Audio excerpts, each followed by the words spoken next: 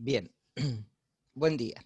Vamos a comenzar a ver un poquito qué es el planteamiento del problema. Nosotros habíamos ya tenido una clase en la cual, a través de la formulación de ideas, surgía esto de que había algo que nos llamaba la atención, ¿sí? Algo que nos trataba de dirigir esa chispa, ese foco de ignición. ¿Se acuerda que yo les había dicho? Que trataba de hacer de que uno tuviera una, una duda en la cual esa idea me dice, hay un problema que tengo que tratar de solucionar, ¿sí? Y el planteamiento del problema es algo muy importante, porque a través del planteamiento del problema es como surge un proyecto de investigación. La idea es el foco inicial, es el disparador, pero cuando planteo el problema es cuando trato de ver qué solución le voy a llevar a cabo, ¿sí? Fíjense una cosa muy cotidiana que a ustedes les ha pasado, ¿sí? Cuando ustedes han cursado materias exactas, ¿sí? Es muy común que ustedes, por ejemplo, ante un problema de física, por ejemplo, ¿sí? Traten de determinar la velocidad inicial de un móvil, traten de determinar la aceleración, etcétera. Entonces, ¿qué hacen? La idea es tratar de ver si ese problema lo puedo resolver. O sea, cuando me plantean el problema, cuando trato de ver el problema, trato de buscarle una solución. Entonces, el planteamiento del problema no es algo vago, no es algo banal, es algo que trato de hacerlo muy esquemáticamente para llegar a un resultado que sea satisfactorio. A muchos nos ha pasado que resolvemos un problema y cuando terminamos de resolverlo, vemos que el resultado no coincide. Por ejemplo, yo les dijera un problema de calorimetría, ¿sí? La parte de termodinámica. Tengo un metal a una cierta temperatura, lo coloco en un calorímetro en agua y determino la temperatura final del sistema, ¿sí? El metal estaba a 100 grados, el agua estaba a 20, y cuando hago todo el despeje matemático me da que la temperatura es de, por ejemplo, menos 25 grados centígrados. Imposible, no es un resultado. O si me diera 150 grados centígrados, tampoco es un resultado, ¿sí? O el resultado me diera en calorías, ¿sí? En vez de grados centígrados. Entonces, el planteamiento del problema es algo muy importante y que tenemos que tener en consideración. Ahora, por eso plantear un problema es afinar y estructurar más formalmente la idea de investigación. En este caso que yo les planteé recién, ¿sí? La idea era justamente lo que me lleva a tratar de resolver ese problema, un problema de calorimetría, por ejemplo. Entonces, ¿qué es lo que tengo que aplicar? Y un método matemático, es decir que, por ejemplo, el sistema es adiabático, que el calor no se va a poder eliminar del calorímetro y que lo va a conservar, que es un sistema ideal, etcétera. Por eso que el calor cedido va a ser igual a menos el calor absorbido, es decir, o al revés. Tengo que ver esto, porque el que absorbe, ¿qué hace? El que absorbe, sí, va a ganar energía. Entonces, no, me equivoqué. En realidad, el calor absorbido es igual a menos el calor cedido. Entonces, ahí tengo un cambio de signo. Entonces, por eso tengo que estructurarlo, tengo que ver qué metodología utilizar, cuáles van a ser los pasos, etcétera. Entonces, se va a concretar generalmente en una o más preguntas. Las preguntas son las que me hago de base de cómo lo voy a resolver, cómo voy a llevar a cabo para poder resolver ese problema, ¿sí? ¿Qué utilizo? Un método matemático, igualo por ejemplo, cuando tengo una ecuación, en este caso, por ejemplo, lo igualo lo hago el método de igualación, por determinantes, por matrices, voy a depender si tengo dos incógnitas, tengo tres, ya tengo que usar matrices generalmente, porque poder sustituir uno dentro del otro y es más complicado. Entonces, generalmente lo que nos dicen Tamayo es esto, que generalmente tengo que tratar de estructurar, ¿sí?, ese planteamiento para que me pueda llegar al cabo, ¿sí?, a una solución que sea, ¿sí?, razonable y que sea valedera, ¿sí? Y generalmente el problema y la manera como se formule va a estar dada cómo voy a solucionar este paradigma y dónde voy a buscar el marco de referencia que lo vamos a ver después como marco teórico para poder resolver este problema. ¿De dónde me voy a asignar? Por ejemplo, para ustedes cuando hicieron cualquier asignatura, ¿sí?, como química, física, matemática, primero tuvieron que tener la teoría para poder resolver los problemas, porque resolverlos por intuición, sí, tal vez les puede servir, pero no es la metodología adecuada. Generalmente, ¿qué recomendamos los docentes? Primero leer la teoría, poder afianzarla, tener ejemplos, y luego poder, ¿sí?, meterme a poder, ¿sí?, tratar de resolver los problemas, hacer los seminarios y las guías, ¿sí?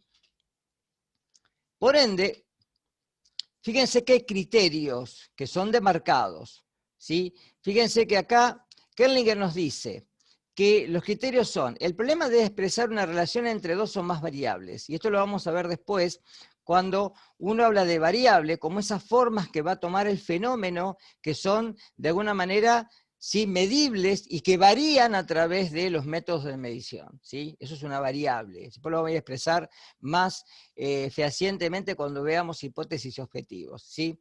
Debe estar formulado muy claramente, porque si yo no tengo una formulación de cómo poder llegar a un resultado eficiente, es muy complicado poder responder a lo que vamos a ver después son los objetivos, ¿sí? Y además, también tiene que ser evaluado en forma empírica, demostrable, poder demostrar que lo que estoy planteando como una solución resuelve el problema. Y esto implica que los métodos han cambiado con el tiempo, y estos cambios han hecho de que ciertos paradigmas en la ciencia, como por ejemplo las leyes de Newton, las de vayan dando respuestas mucho más eficientes al mismo problema, como por ejemplo los modelos atómicos. Cuando hablamos de modelos atómicos, a través de Thomson, a Bohr, sí, a Nollinger, había ciertos tipos de paradigmas que se iban formulando a través de cómo era el átomo y cómo uno podía entender de que esa estructura era la unidad de toda la materia, ¿sí? Y que esto podía, por ejemplo, vislumbrarse, porque fíjense que no puede observarse, ¿sí? Uno no puede observar a un átomo, puede solamente ver los efectos que puede producir a través de reacciones que me van diciendo que tenemos una cantidad de materia en forma positiva, neutra o negativa, que son las partículas subatómicas. ¿Está claro esto? Es decir, que uno puede tratar de entender a veces ciertos fenómenos solamente con la demostración, como por ejemplo Thomson, cuando vislumbró que las partículas de carga negativa se dirigían hacia un lado provenientes del cátodo, de ahí que lo llamó rayos catódicos, ¿sí?, a los electrones.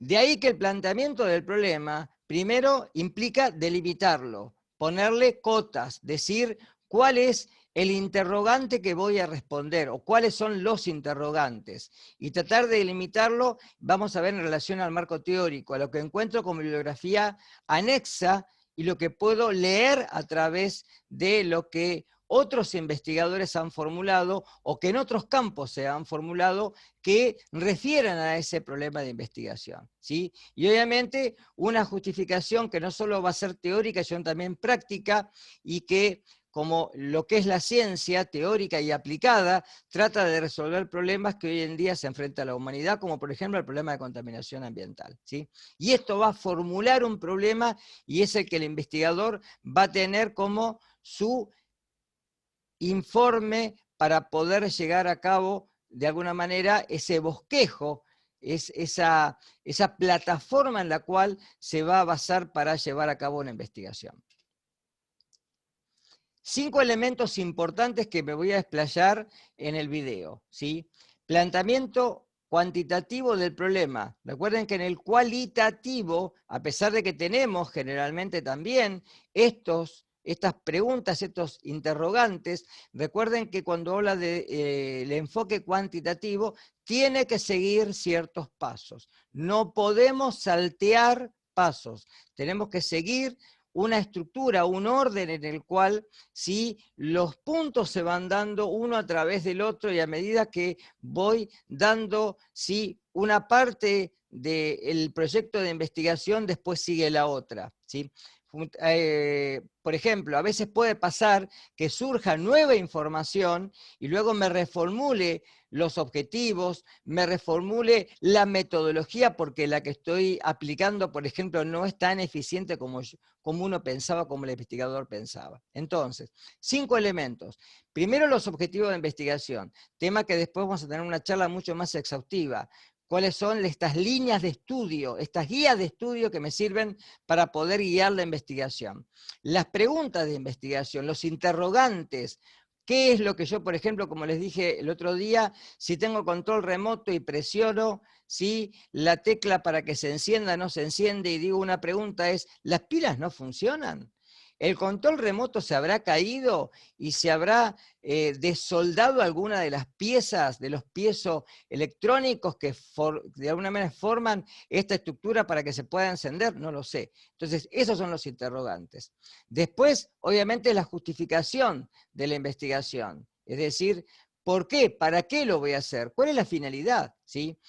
La viabilidad, ¿lo puedo llevar a cabo? ¿No lo puedo llevar a cabo? Y obviamente la evaluación de las deficiencias. Si lo llevo a cabo, ¿qué es lo que pasa? ¿Beneficio a alguien? ¿Perjudico a alguien? ¿Alguien se ve afectado? ¿Aporto al mundo científico? ¿Aporto a la ciencia con un bagaje teórico o práctico para poder solucionar distintos problemas hoy o a futuro, etcétera? Estos son los puntos que vamos a tomar ahora. Objetivos de la investigación, como les dije, me voy a hacer después mucho más, digamos, voy a prolongar esta charla cuando veamos la parte de hipótesis y objetivos, ¿sí? Pero en realidad son guías de estudio, es lo que de alguna manera me va a llevar, ¿sí?, con una serie de referencias, como un índice, como si fuera un GPS, en donde voy a transitar el proyecto de investigación. Y fíjense que utiliza verbos que se dan en infinitivo, como por ejemplo escribir, determinar, demostrar, examinar, especificar, etcétera, en donde lo que trato es de hacer una acción, la acción que me lleva a poder responder a las preguntas que me hice en el planteamiento del problema. De ahí que objetivo y pregunta debe ser congruente. Debe ser, el objetivo tiene que ser poder responder a la pregunta que me hice, ¿sí? Si la pregunta es, por ejemplo, mi pregunta es, ¿las pilas no funcionan? El objetivo es, ¿sí?, reemplazar las pilas del control remoto, ¿sí?, o llevar el control remoto a un técnico porque por más que reemplacé las pilas no funcionan. De ahí que vamos a tener objetivos generales, que el control remoto funcione, y específicos. Reemplazar las pilas, poder verificar que la corriente pasa a través de las pilas, verificar que, por ejemplo, las chapitas que donde van colocadas las pilas si no se haya sulfatado la pila y por eso no haga conexión, etc. Esos son los específicos. Las preguntas de investigación están orientadas fundamentalmente hacia la respuesta. Por eso la pregunta que me hago, en la respuesta va a tener una solución, ¿sí? De ahí que no deben utilizar términos ambiguos, como por ejemplo, conocer la ecología de la albúfera en la laguna de Mar Chiquita, ¿sí? En la albúfera, conocer la ecología, ¿sí?, es el grupo. Digo, por ejemplo, determinar la especie, el número de especies en la laguna de Mar Chiquita. ¿Número de especies de qué? ¿De animales, de vegetales? ¿Sí, de animales, mamíferos, aves? Tengo que tratar de no ser ambiguo, no decir, quiero conocer, quiero entender. Si de alguna manera no puedo delimitar qué es lo que quiero poder llegar a cabo, ¿sí? Tiene que ser específico. Tiene que ser en un contexto que sea medible. Si no lo puedo medir, no lo puedo llevar a cabo. Con lo cual, tiene que ser realizable, ¿sí? Yo no puedo decir, quiero conocer la vida en Marte, si por lo menos no tengo forma de llegar a Marte. ¿Está claro? Entonces, quiero determinar la presencia de bacterias que se puedan encontrar en el suelo de Venus, y no tengo ninguna forma de llegar a Venus, entonces no es medible, no es comprobable. Y cuanto más precisas sean, cuanto más se afinen, mejor van a responder. Porque justamente van a acotarse al ámbito de lo que yo puedo llevar a cabo como investigador. Y hasta acá, después voy a unirlo con el otro video, ¿sí? Así que bueno, por acá es cortito, pero recuerden que esto de espacio, lugar y persona, lo mencioné muy a cotación, cuando me dijeron que iniciara la grabación, porque es muy importante, por ejemplo, decir, bueno, espacio, ¿sí? ¿Qué tiempo? ¿Sí? Verano del 2020-2021, como dije, ¿sí? Lugar, ciudad de Mar del Plata, población, ¿sí? Ingreso de turistas a la ciudad. Entonces, ahí estoy delimitando dónde voy a hacer.